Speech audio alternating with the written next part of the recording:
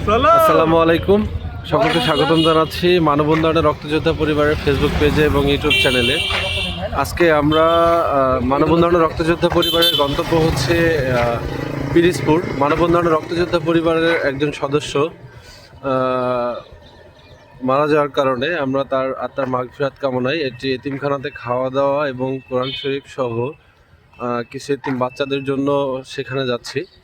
তো সকলে দোয়া রাখবেন এবং সকলে দোয়া করবেন আমাদের মানববন্ধন রক্তযোদ্ধা পরিবারের সদস্য শিমুল ভাইয়ের জন্য। আল্লাহ যেন তাকে জান্নাত নসিব করেন এবং সে যে মানবিক কাজগুলো করেছে সেই মানবিক কাজের উদ্দেশ্য হলেও আল্লাহ যেন তাকে জান্নাতের নসিব করেন অবশ্যই। এবং সকলে দোয়া রাখবেন শিমুলের জন্য এবং মানববন্ধনের রক্তযোদ্ধা পরিবারের জন্য, যাতে প্রত্যেকটা বছরই তার জন্য আমরা দোয়া করতে পারি এবং আমরা এই মানবিক কাজকে যেন আরও সামনে এগিয়ে নিয়ে যেতে পারি।